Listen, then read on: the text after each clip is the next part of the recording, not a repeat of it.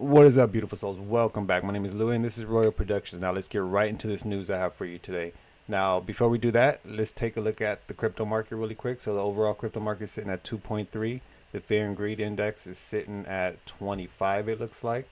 Now, if we go back, we're going to take a look at these prices. If you guys care, you know what they are. Turn your phone sideways, pause it, whatever you got to do.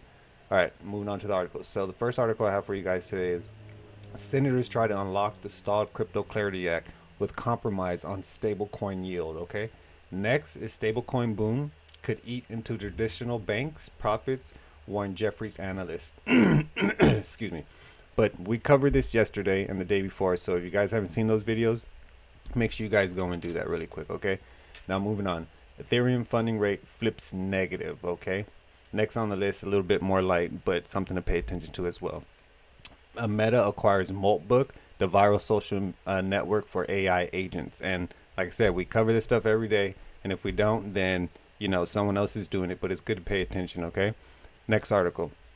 Elon Musk's X Money app nears public launch. No sign of Dogecoin. I don't really care about Dogecoin, but we're going to talk about the launch of this new everything app, all right?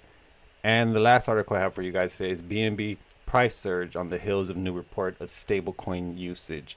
Okay, so today's going to be about stablecoins and the trajectory of how much this is going to impact us in the future. All right, stick around. Here we go.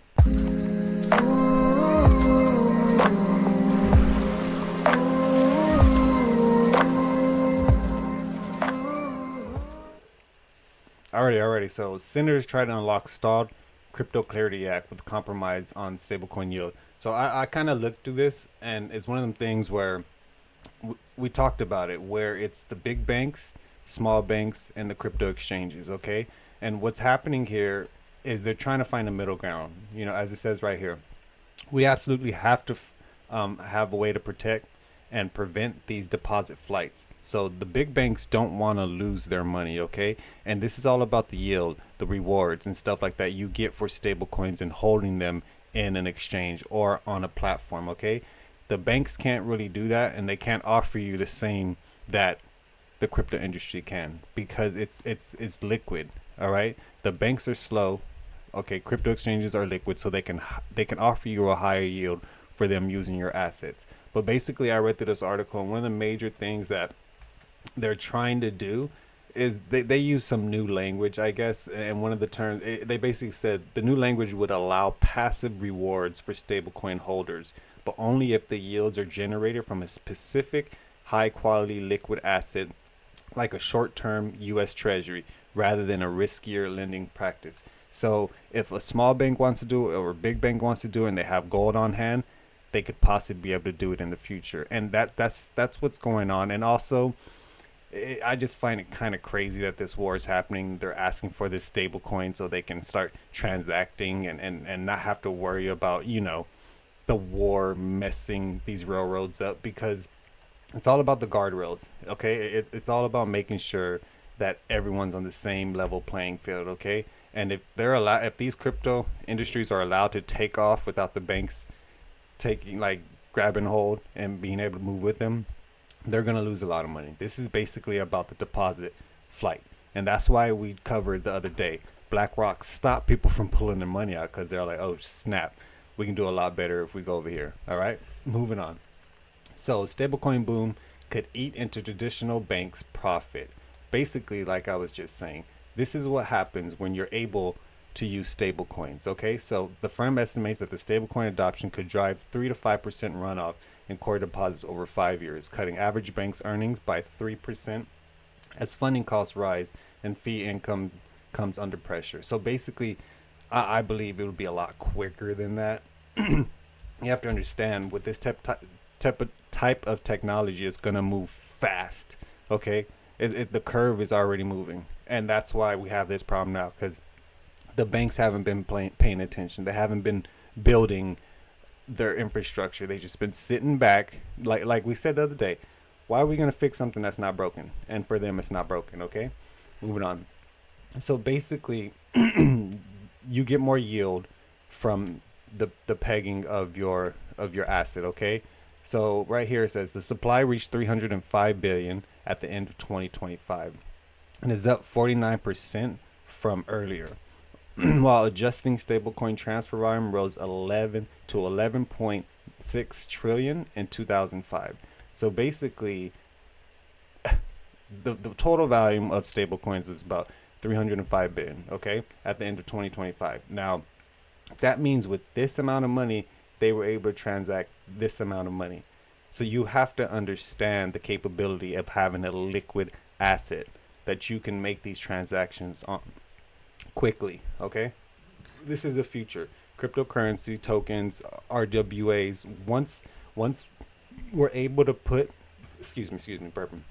Once we're able to put some of these assets onto real things and peg them to real assets in the world, then these yields will be able to be used at banks and stuff. Like they said, the language they used for this article was crazy.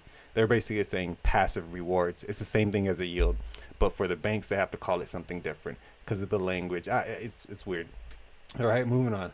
So Ethereum funding rate flips negative. So I'm not gonna cover Ethereum too much. I'm not a big fan of Ethereum. If you have Ethereum, good on you. Continue. Remember, this is up to everyone. I cover this stuff, but you have to do the work yourself. Okay? If you find an asset you like, do it. Even if I don't like it, it doesn't matter. I'm not gonna be biased. Okay? If you make money and you take care of your family, that's all that matters. Okay? But weekly base layer fees on Ethereum network averaged 2.3 million over the past month, and it's down from 8 million peak. And it could be a lot of factors. Okay, so I'm not saying this is totally negative, but when the fees are down and the people who I think validate or whatnot with the nodes and how Ethereum works, then they're not getting paid for doing the work. I don't think people are going to keep doing the work. You get me?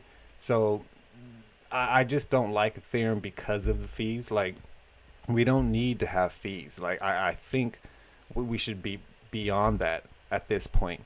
You know what I mean? Like, for real. But to each their own, right? Okay, here's something a little bit lighter. Meta acquires Moltbook. Okay, if you guys don't know what Moltbook is, go look at it. Okay, but this is something to pay attention to because there's tons of AI agents on there. I don't even think those agents like being bought by Meta. They're like, what? You can't buy us. But anyway, that's a whole another story. But Meta has reportedly acquired Moltbook, a social network designed for AIs to post and interact. So basically, humans can't interact here. Only robots. Only the AI can. The platform gained attention after bots began forming communities and unexpected behavior emerged. So yeah, go check it out. Look at it. It's pretty crazy the world we're living in today, but I love it. It's amazing. It's beautiful. Every day I wake up, I'm just laughing. It's a circus, but it's a beautiful circus, But anyways, Elon Musk's X money app nears public launch. No sign of Dogecoin. So basically, PayPal Mafia, here they are. All right, X. When he bought Twitter, okay, OG Twitter, and turned it into X, I was like, yeah, this is funny. Like, I was like, okay. And if you know, you know. If you've been paying attention, then you've been paying attention. If you've been paying attention to the wallets that some of these people have, Peter Thiel, Elon Musk, you know what I mean? But anyways, I'm not gonna go there here. There's other people who cover that, so go do your research, okay? But basically, the Everything Gap is going to be the Everything Gap, and basically I think you can get the beta version if you donate. For a $1,000 donation to Hollywood charity Horse Show, which sponsors children charities, individuals can gain an early beta access to the platform to start making use of the features. So basically, if you donate 1,000, you can get the beta version of this. And basically, here's a tweet from someone, I guess, who's already testing it. Bought himself Dunkin' Donuts. I don't know what kind of car this is. Better be Tesla. It looks like a Cybertruck. Oh, okay. Anyways, but yeah, this is also something great because if you're not on Twitter or X, however you want to call it, you should go and get on there now. Try to get verified, because if this becomes the Everything app, you know what I mean? He already has Starlink. Okay, he's already probably gonna embed crypto into this. This is going to be the Everything app. You know what I mean? For the world. Like, this is what I see it as. If you talk, this thing talks about you being able to pay bills and stuff on here, and also the peer-to-peer transfers, direct deposits, and I'll allow users to earn yield. Like, if you're able to start investing in crypto and other stuff like Robinhood with this app, I'm thinking that's what they're building. Okay, that's the way I see this going. I'm not worried about if Doge is involved or not. I'm not. We're not going there. I'm just saying that, if all these other apps are able to be integrated into this bigger app, then you know, ain't no telling what it can do. Cryptocurrencies mentioned. You know what I mean? So, yeah, just try to go. If you don't have an account, just try it. Just try it out. All right. Moving on. BNB. So BNB price surges on the heels of the new report on stablecoin adoption. So this is also like stablecoins. I'm not going to stay on this too long, but basically, as you can see here, that's why, like, with this market, you guys, when you're investing in a coin, there's going to be winners, there's going to be losers. Okay, not all of them are going to skyrocket. Some of them might just stay at a certain pace, but you have to look at what they're doing for the integration of the economy and these stable coins and real world assets, because it's one of those things where, as you can see here, BNB chain now processes about 40% of global stablecoin transfers, and we just covered that, with 82% under 1,000, making it look more like a retail payment rail than a trading venue. So that's exactly what it's about, you guys. Some of these are going to be for medium scale retail. Some of them are going to be for low scale retail, for everyday transactions, like at the liquor store or the gas station. Someone might make one for liquor stores. All the liquor stores use this one. It's simple. Under $100, this shit moves quick. Boom, you get it right into your account right away. Okay, so no more Visa, none of that cash. I gotta go deposit this cash and then go buy some stuff. No, crypto goes straight into your wallet. I can go buy more products online right now in the back of the store and wait here for it to get dropped off. I don't gotta go no. You have to understand the trajectory of where we're going as a society. You cannot get left behind. This is the perfect time to invest and make sure you and your family are safe for what's happening. Okay, my name is Louis. Hopefully you guys appreciate the work I put in, and thank you guys. I see us growing, and if you're here and you stay to the end, you're a real one, because a lot of people don't like this information and it's boring. But at the end of the day, we iron sharpens iron. We all have to do our part. I'm out of here. Peace, y'all.